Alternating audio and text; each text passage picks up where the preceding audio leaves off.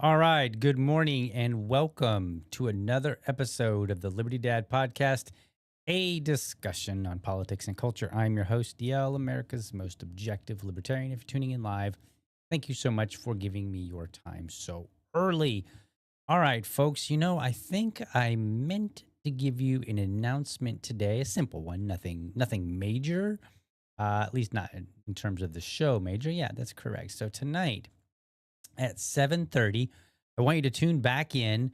I'm going to have Michael Murphy on. He is running for Cook County Board President, and that is out of, let's see if we can't find the state that is out of. That looks like, I'm looking on his website. Excuse me. Goodness. Trying to figure out which state that is out of. I will find that information out tonight. But anyway, Michael Murphy will be on with me to discuss his run for Cook County Board President. So check that out tonight. Goodness, clearing my throat here at 7:30. And reminder, folks, if you are a candidate and you would like to get an interview, then go to http no s :// candidates.libertydad.com. Now, I know you're probably like, dude, that's Like, can I just type in candidates.libertydad.com? If you're on mobile, you can. If you're on a desktop, well, it's a little trickier. Then you have to remove the S. I looked into it. The technicals are way more effort to fix that than I would prefer. So anyway, check that out. Go there. You can always find it in the show notes. If you're a candidate, there will be a link for you to sign up. I do all of my interviews on Tuesday morning or Thursday morning. I reserve times for those, 7:30. Or if you're an evening person, perhaps maybe you're in a time zone that's out west, you can sign up for Wednesday night or Thursday night, 7:30 p.m. Eastern time. So I've made 4 different available slots. There's no excuse for you not coming on the show. All right. What do we got for today? Well, we got a few news stories. I was hoping to put together more, but I've only got 3, and that's okay. 3 is sufficient, right? Um, there's a new DHS spokesperson. Let's see. Where do we go here? Let's get to this. Here we are. So the Trump administration has named Katie Zachariah as the new Deputy Assistant Secretary for Public Affairs, replacing Tricia McLaughlin. Okay. Now, I have been critical of Tricia because she is a fervent defender of the Trump administration's actions. In fact, back in October, she defended. Where are we here? Let's see. Yeah. She defended. Ooh, it looks like I need to adjust this frame here real quick. Give me a second. Let's move me a little bit. There we go. So she defended the arrest of Debbie Brockman, a WGN employee who was commuting to work before, quote, being physically attacked and arrested. That's quoting her from her lawyer's statement by federal agents. And her lawyer claims that literally she was just minding her own business, going on her way to work, and federal agents just snatched her up. There was a video. She's being, handcuffed, and she's like, I work for WGN. And then, of course, Tricia here is saying, well, she was arrested for throwing objects at law enforcement. Yet, after being detained for 7 hours, Brockman was released without any charges, which is kind of weird because I would expect that if you've thrown something at officers and they went through the effort of arresting you for throwing something, that you indeed would be charged and say, hey, this is unacceptable. You threw something at somebody. It wasn't in self-defense. So therefore, we're going to have to come down hard on you. But that appears not to be the case. Probably because it didn't happen. Anyway, so now we have to ask ourselves, can we expect much better from Katie Zachariah? I'm not thinking we can, right? Why is that, DL?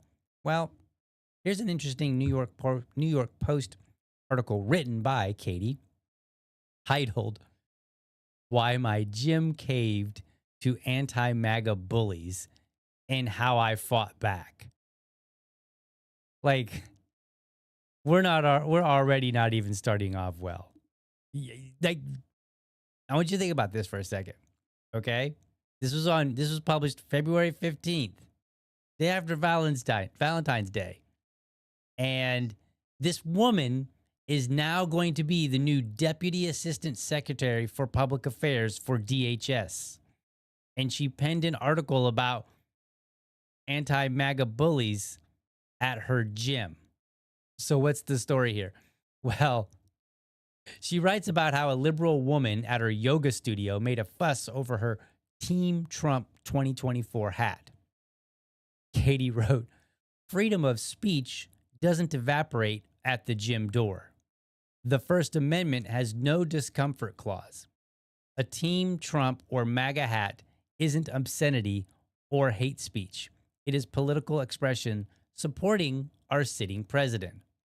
Now, she's right. It isn't hate speech, and it is an expression, of support for our sitting president. So she's correct in that matter. She is incorrect, however, about bringing the First Amendment into it. The First Amendment freedom of speech is not an issue between two citizens and their local yoga studio. Yoga studios are private property, and members can equally promote or object to certain types of speech that occur during business hours. So if I go to a yoga studio and I'm wearing a shirt that says F Biden or maybe F Trump or F anything, the yoga studio is well within their rights to say, DL, you cannot wear that shirt.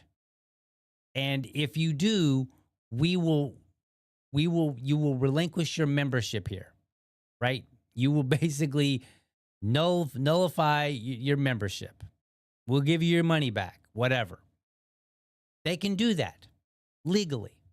It's protected under the First Amendment because your right to free speech doesn't override the property of somebody else. That would be two conflicting freedoms. Your freedom to own property and to do with it as you please, and your freedom of speech. Not yours, but in this particular case, two different people. So I'm not I'm not looking forward to anything any better with Katie because she doesn't seem to understand the distinction between free speech and when free speech is not applicable. It's just simply not applicable when you're at a private entity. But yet she wrote a whole entire article, the whole article about this story. And, like how she fought back. I didn't really read through to see how she fought back because honestly, I don't care. I really don't care if some Karen got mad because you were wearing a hat and they went and they did or said whatever and were like, hey, can you tell this woman to like take her hat off or not to wear it again? I find it offensive. That's well within her rights, right? Like not only her rights as a citizen, because as a citizen, you can go and you can make your complaint to other people. That, it's not really an enumerated right, but it's kind of in there, right? You have that right.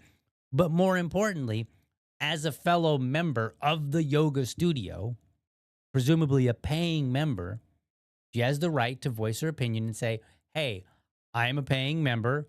I don't want to see this. In the same way as if it said F Biden, F anything, right? Or something else that might be deemed offensive. And we all know what's offensive to one person may not necessarily be offensive to another person. So don't look forward to a whole lot out of the administration. And the example that I gave you of Debbie Brockman, that is not a one-off. There were multiple instances where Tricia McLaughlin just came out and just doubled, she came down on the side of the government, which I would expect. She is, that's what the spokesperson does. And then when you look at the details, you're like, yeah, no, you got that wrong. What else we got in the news? And I only got a few stories here. We're gonna probably have a quick show. I say that now. Let me knock on the wood here. Knock gently on the wood. I don't want to knock too loud, then the dog will think somebody's at the door. What else do we got? Well, we've got Randy Fine once again making just, you know what? Let's just listen. Saying the quiet part out loud, I think part of the reason my comment got so much traction is, as I talked to my colleagues about it, most of them didn't understand that Islam doesn't like dogs. They're like, who doesn't like dogs? And I'm not criticizing their religion. They're allowed to believe what they want. There are other religions that love certain animals. But in Islam, they think dogs are dirty. And that's not a unique view of this one person. That's what they believe. For example, in Morocco, they are right now going out and I just in Morocco, Congressman Fine. Nobody cares about Morocco. You are supposed to represent Florida, your district, District 6, I believe. Nobody cares about what's going on in Morocco. And he's like, oh well, now you might be asking yourself, like, what is this all even about? We're going to get to this. But he's yapping about dogs and Muslims and Morocco. This is a congressman.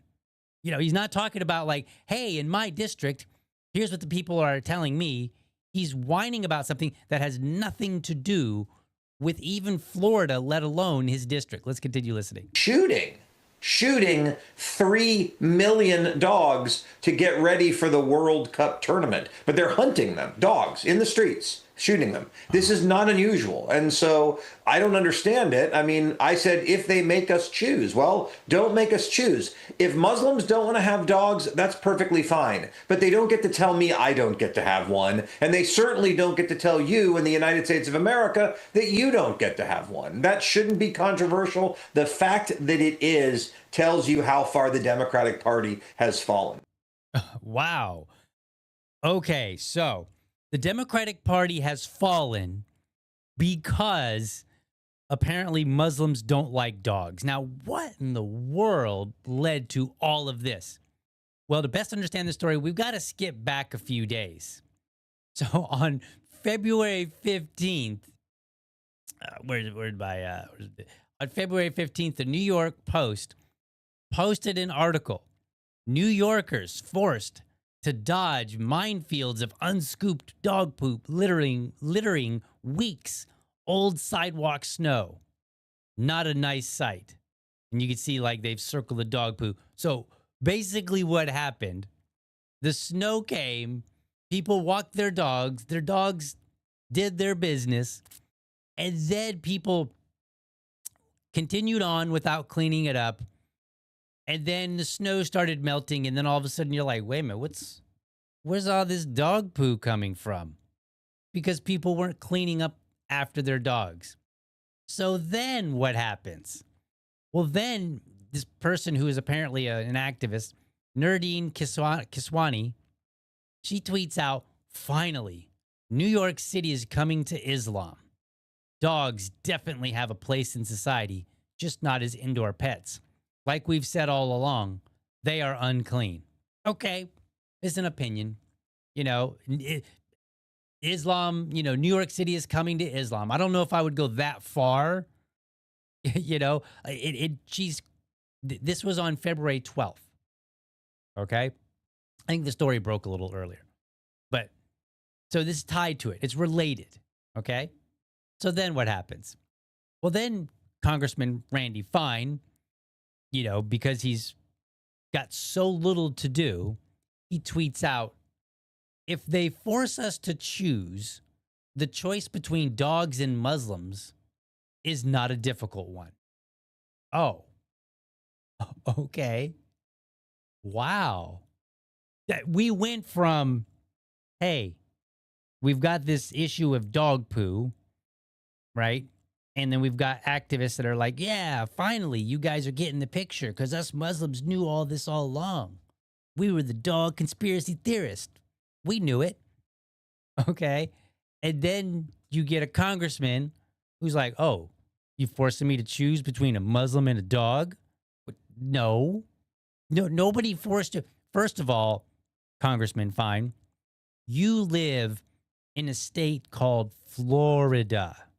I don't know if you've heard of it, but it's one where people elected you to represent them. And in your district, which is below me, so if you go and you look up my district, which is District 5, Randy Fine he's the representative for District 6, which is below me. I live in Northeast Florida. We don't get snow here, and as you go south, the likelihood of you getting snow drops dramatically. So there's no snow for you to worry about down there. This is a story about New York City, Congressman Fine, which is in a state called New York, which is many, many miles north. It's not what you represent. You have no business worrying about New York or New York City. There's probably, I assume, plenty for you to worry about in your own district, if you could remember where that is. So then this story gets going a little bit more, okay? So he posts this, and he did a lot of posts. I'm not going to show them all, but he does post this. Now, I'm going to give him a little credit. This is an amusing Gadsden dog image. It's like a cute little puppy. Don't tread on me. Right? I like it. It's a fun photo. It's a fun little image. Just has nothing to do with anything. And this is, I want you to think about this, folks. I want you to think about something. Okay. On one hand, Kentucky has Congressman Thomas Massey, who's out there reading bills. He's out there fighting, to get the Epstein files fully released. He drafted legislation, worked really hard to get it to the president's desk. He takes a lot of arrows because he'll be like, you know what? I don't like this procedure that you guys are doing. So he'll vote no on a procedure and then later vote yes on the actual bill. People will misinterpret that. They'll be like, oh, I can't believe you never do anything. What are you up there? You're just grandstanding, blah, blah, blah, right? So you've got, but arguably, and I mean, when I say arguably, I mean like the facts say that Congressman Massey is out there putting in a lot of work. He got taken to task wrongfully for signing on for voting in favor of Biden's CR, continuing resolution. People failed to realize that the reason that he voted for it is because he negotiated for he said, look, I will give you my vote if you will pass a rule that says continuing resolutions under these circumstances have to have, are legally required to have a 1% spending reduction. And the Democrats at the time said, yeah, that's a fair deal. The Republicans, they said that's a fair deal. So they all agreed to this deal. He then signs on to the Biden CR, the continuing resolution. And then like a year or two later, or however long, I don't remember exactly. But then later, Mike Johnson comes along and he does this like little kung fu where he basically renames the continuing resolution. He names it something else so they don't have to abide by the 1% reduction. And so then they get to go around and go, why Thomas Massey won't vote for our continuing resolution, but he totally did it for the Biden one. Right? This is the kind of stuff that Thomas Massey does. Then, down here in Florida, we have Thomas Massey worrying about dog poo and upset Muslims in New York City. That's what we're working with in Congress, folks. But the story's not over. Because, of course not, right? Megyn Kelly gets into the act. She retweets Congressman Fine and she's like, WTF is this? Right? So he's not having it, of course. So he leaps to mock her and he says, have you got it figured out yet? Like what? What is there to figure out? Other than the fact, Congressman Fine, that you're spending your time on social media engaging in nonsense. Like, we have a good example of what you could be doing. Talk about the bill. He does sponsor legislation, by the way. I've done podcast episodes on his legislation. Some of it I can get behind, some of it not so much, right?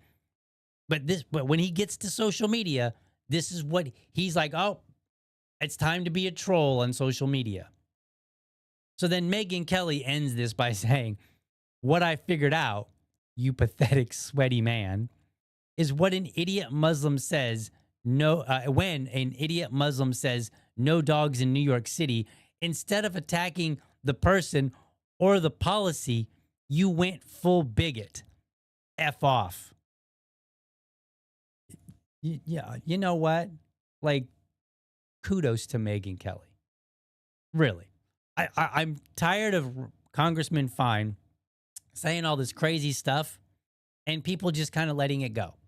Like, somebody's got to hold this man to task. This is ridiculous. All of this over A, dog poo that's not being cleaned up, and then B, some random person tweeting out something about, hey, us Muslims were right about dogs. I don't care if a Jewish person were to tweet out something and be like, us Jews were right about, whatever. Okay, fine. That's not something that our Congress members need to be focused on. Focus on actual policy, actual legislation, people that are moving public opinion. And if you can help it, perhaps focus on your district. But if you, and I get it, not every, like there's a lot going on in Congress and Congress is federal. So I understand if they're like, hey, let's talk about something, that affects all Americans. That's cool. I get that. There's a time and a place for that, for sure. But he's busy focusing on, look, can we just be honest? Look, let's have a moment of honesty here. Randy Fine is one of those people that every single chance he gets to make Jewish people out to be in any way a victim, he leaps on it. He will set everything aside just to do that. That's exactly what he's doing.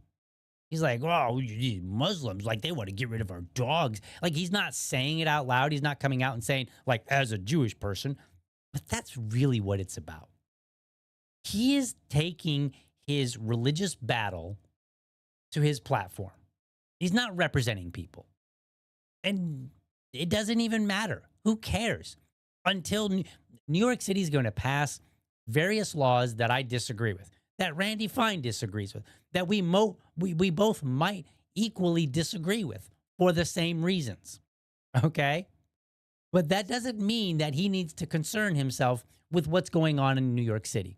Nor does it mean that he needs to necessarily go out and just start, I don't even know how to describe it, but start tweeting like he's some podcast troll. That's not, like, dude, that is what I do. I tweet that kind of stuff. I'll go out and I'll be like, oh, well, I can't believe this person said that. The Muslims. Like, I don't really say it about Muslims, but if somebody is to do that, I would expect it to be some sort of troll or podcast bro, not a member of Congress. But here, missed in all of this was the actual story, which has nothing to do with Randy, Megan, dogs, or even Muslims. You know what the story is? People aren't cleaning up after their damn dogs. That's the story. It doesn't matter whether you're Muslim, whether you're Jewish, whether you like dogs, whether you like cats. It doesn't matter, any of it. It doesn't matter if you think dogs are unclean. I think we should all be able to agree that when dog owners walk their dogs and their dogs do their business, they need to clean up after their dogs. Period. Especially if it's in public. Like, I would prefer it if my neighbor cleans up their dog poo out of their yard, but if they don't, it's their yard. But if you walk your dog and your dog poos in my yard, then clean it up. And if we have this big, huge problem of people not cleaning up after your dogs, then deal with that. Don't whine about it on the internet and be like, oh, these Muslims, the scary Muslims, they want to take away our dogs. Don't tread on my poochie. Come on. Dad here is telling Congressman Fine that he is some 50 years old. Grow up and act like it. Act like a member of Congress. All right. What else do we got? French President Macron stirred things up discussing free speech. What did he say? Well, let's take a listen and hear what he had to say. Because, free speech is a pure bullshit if nobody knows how you are guided through this so-called free speech, especially when it's to be guided from one hated speech to another hated speech. Now, if you have trouble understanding the French president, he said free speech is bullshit, especially, he's talking about the social media algorithms and how they basically guide you. So he's like, hey, your free speech is BS if you are being directed on what you can see and what you can say. That's basically his argument. Okay. I just want to have a transparent road through these different speeches, and I want by Okay, so he's like, look, I want a transparent road for these different speeches. I assume translating here, what he's really trying to say is like he wants some transparency with the algorithm. He wants to know how the algorithm works and that it's going to work for people that it's guiding. Okay, this is fair criticism there of the algorithms. Let's continue. the way to have a sort of public order. I want to avoid racist speech, hated speech, and so on. Oh. He wants to avoid racist speech and hate speech and other speech that he doesn't like. Okay. This is my. And the third one. Oh, that was it. Sorry about that. I should have just let it play. Okay, so French President Macron came out criticizing social media for their algorithms. And he calls free speech bullshit because the algorithms control you. You don't necessarily control what you see. And he's criticizing, which at first sounds fair. Like, okay, yeah, I agree. Like I've said before on X, where I spend more of my time than any other social media, I have said before that I would really like some sort of filter where I could click and I say, what have people that I follow said? Show me their tweets from the last, like, say, 12 hours. Because what happens is I go on there and I'll click and then it shows me, like, sometimes I'll see a tweet, or this is on Facebook too, but I'll see a post or a tweet or whatever you want to call it, and I might want to respond to it, but then I'll see that it's like 3 days old, 4 days old, and I'm like, oh, well, I don't care about that necessarily. You know, I want to see what you've been saying recently. How am I supposed to be in the conversation, you know, today and up to speed if I'm seeing 3-day-old stuff? And it's not that I'm not playing into the 24-hour news cycle per se so much. I'm just like, what have my friends said today? You know, I might have already seen what they said 3 days ago, so I don't need to see it again. And if I want to see what they've been talking about, I could do this. This is a fun trick. It's super simple. You're going to love it. What you do is you click on their profile and then you scroll down and you can see what they've said in the last few hours, the last few days, the last few weeks, depending on how frequently your friend posts. It's a magic trick. You can totally do this. And so I would love that when I see my general feed, I can just filter out and say, you know, I only want to see things from my followers or people that I follow within, you know, the last 12 hours, the last 24 hours, the last 2 hours, whatever. And you know why they don't do that? Because then I wouldn't have nearly as much need to be on social media all the time.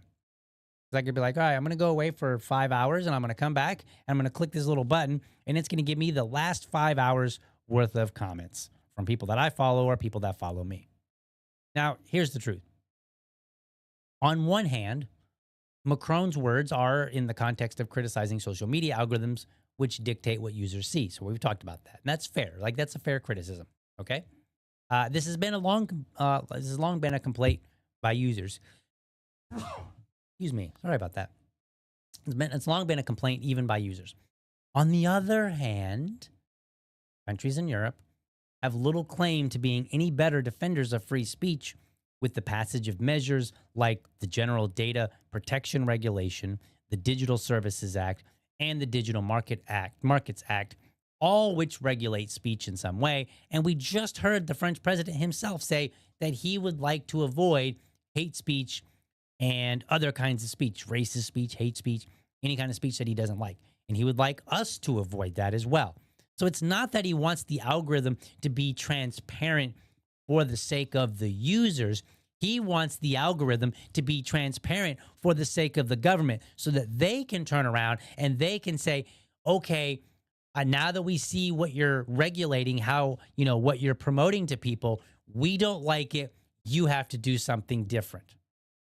That is on top of the ever-increasing stories of citizens already being punished for their social media comments in Europe.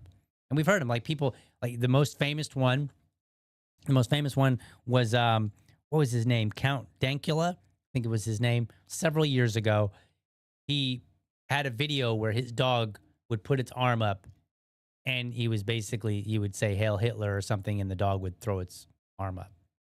and it was dumb. It was goofy.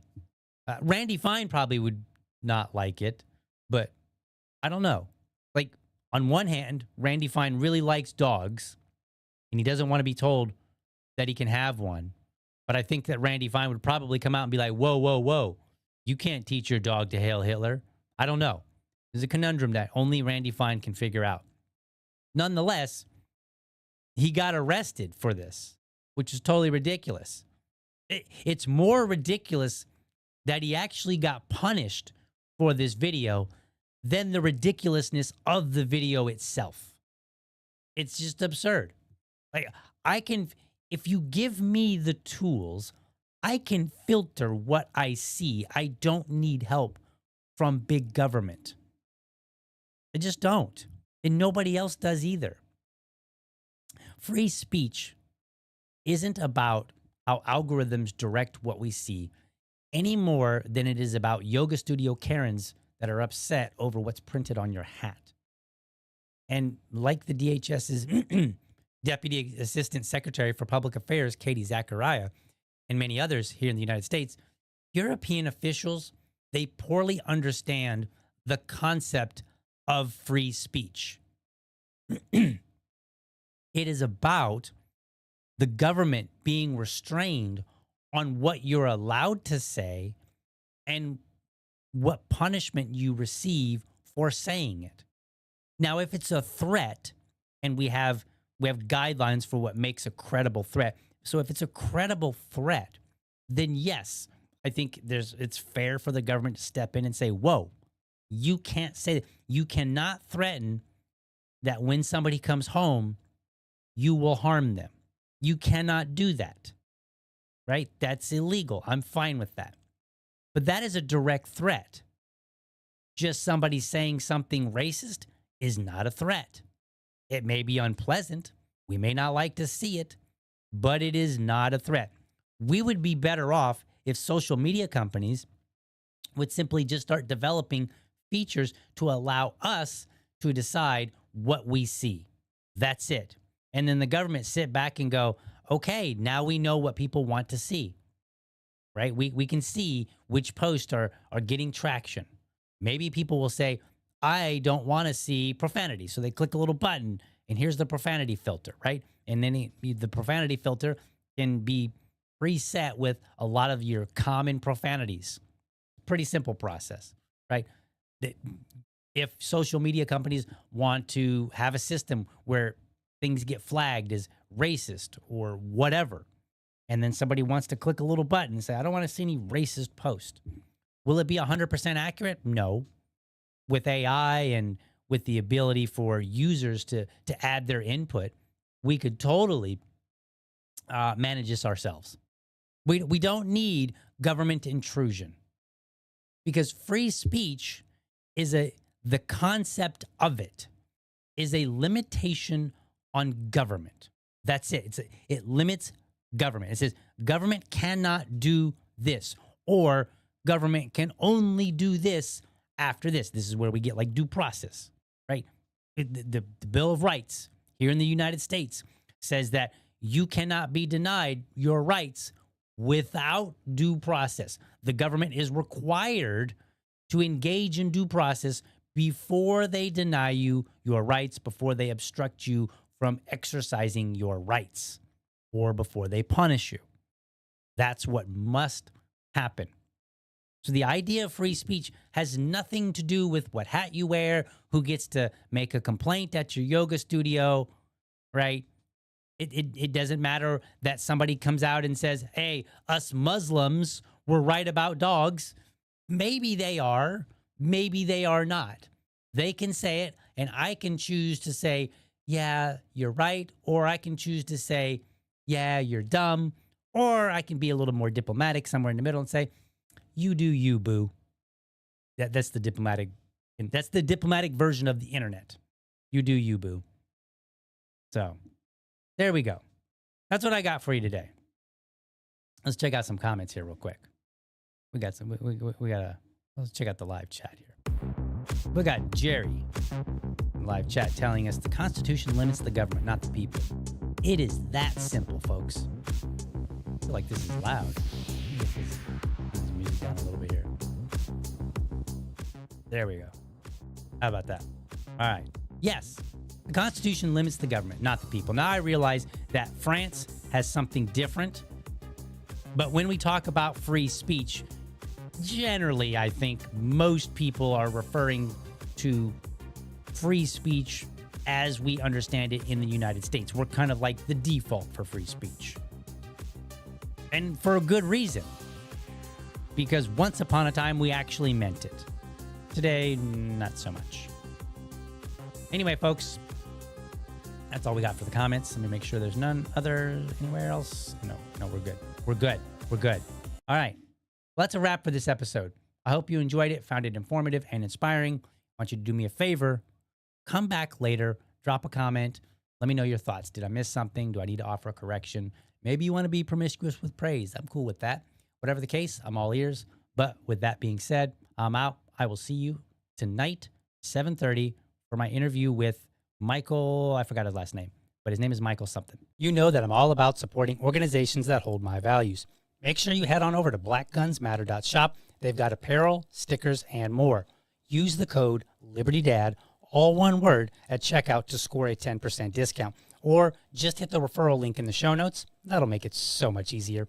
Remember, I'm not just a voice on a mic. I'm a dad who's working hard to deliver to you the best libertarian content. Connect with me on Linktree, where you'll find links to my Patreon and Buy Me a Coffee, because, every bit helps keep this show rolling. Plus, you can find me on my other platforms to stay in the loop. With your help, this show, The Message of Liberty, will be seen and heard by more people. As always, I appreciate you tuning in and look forward to seeing you in the next episode.